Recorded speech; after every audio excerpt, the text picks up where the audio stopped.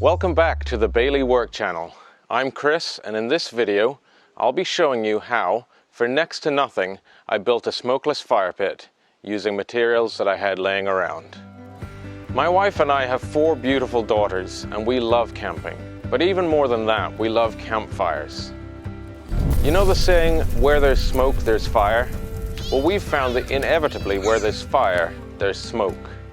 You know that horrible feeling like you've been followed around by the smoke for 2 or 3 hours and you come back inside just feeling terrible, smoked out? I wanted to make a smokeless fire pit. This is my attempt. There are 2 parts of the process that I didn't film. The first was making the fire ring. I had a leftover piece of aluminium diamond plate, aluminum if you're in the US.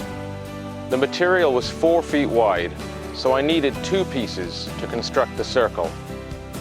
That means there are 2 joints, and behind each joint is another piece of aluminium, overlapping the joint and fastened using 1/8-inch rivets. The other part of the process that I didn't film was cutting the top granite pieces. I had 2 slabs of granite, 2 foot square, about 1 inch thick to work with. So having decided how big the top of my fire pit was going to be, I divided that into 8 segments, made a pattern for the size of 1 segment, and was able to get 4 of these out of each slab of granite. The process of cutting them was very, very messy, which is why I didn't film it. Every aspect of this fire pit build is custom, which I really like. I like being able to figure out how to do something using whatever materials I have on hand and come out with something slightly different. The design is simple. An inner circle, the fire ring. An outer circle, the ring of stones. In between them this creates a chamber. Air can enter in through large holes low down in the stone circle. Heat causes this air to rise, and it can be pulled in through smaller holes drilled in the metal fire ring high up. The fire uses this warm air to create a second burn and remove a lot of the smoke.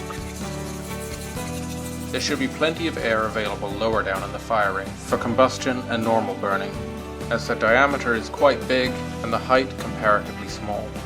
Hopefully I've got the balance right. Okay, well we can't keep drawing pictures, we gotta actually do something. So here I am trying to drill the holes and not having much luck. I'm using a really nice stepped drill bit, but the aluminium keeps gumming it up badly. So being aware that it was springtime and would be losing light early, I left the drilling and got to work on the stonework. I made a nice strong mix of sand and cement and started bedding the lower stones into the ring. I'm replacing a pre-existing fire pit, which was just a simple stone circle, but my new stones are going to sit in the same position as the old ones did. The only difference is I'm leaving gaps between the lower stones to let that cold air enter the chamber. The stones I'm using are granite, which is a good choice because they don't crack easily under intense heat.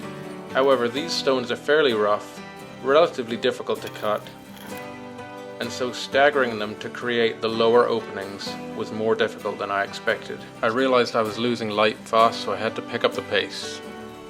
I'm on the 3rd course of stones now, moving as fast as I can, but it sure isn't pretty work at this stage. Fortunately, the inside will never be seen, so it just needed a basic brush and clean up. And then it got really dark.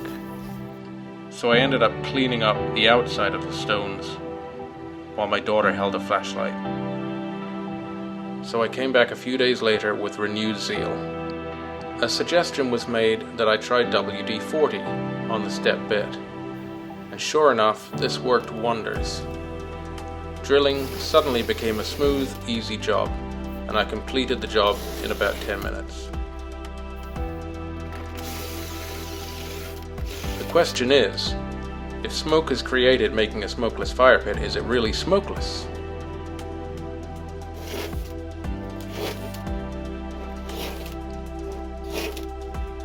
And you can see immediately that my circle is not perfect. That's because it was very difficult to bend perfectly. So using a selection of stones and slates, I wedged the circle in place. To give it as round a shape as possible, and keep it from moving in the future. Now it was time to finally give my top pieces a test fit. Definitely a relief to see that everything worked out as planned. I aimed for about ½ an inch of overhang on the inside and outside of the circle. Here I am fitting the slabs. I bedded them down with a cement mix. It was relatively easy, but because I had leveled the stone circle pretty much by eye, using the top of the fire ring as reference, a couple of the stones were slightly too high and had to be ground down with an angle grinder. I've noticed that a lot of people use gravel as a base for their fire pit. I would strongly recommend that you use a solid piece of stone, granite slabs in this case. They can withstand a huge amount of heat and are much easier to clean the ash out of, giving you a better seal on the bottom of the fire ring as well.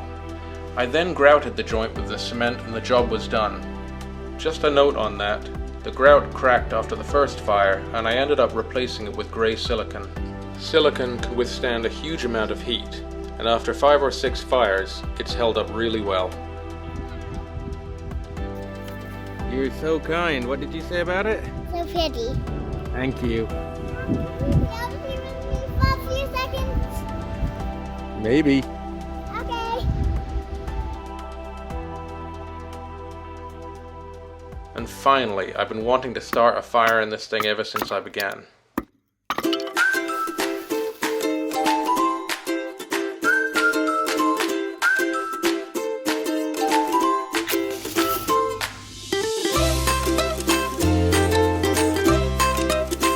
Oh, you thought that this was going to be smokeless from the word go. Apparently that's not how it works. As I said earlier, where there's fire, there's inevitably smoke. It's when the fire gets up to heat and can burn hot enough to heat up the air in the outer chamber and get the convection going that the smokeless part actually works. So yes, I was a bit nervous at first, but the hotter it got, the better it got. Okay, we're getting the fire coming through the holes now. The secondary burn, this is wonderful. I mean, just look at those flames. You can see where the fire is doing the secondary burn around the top holes in the inner circle.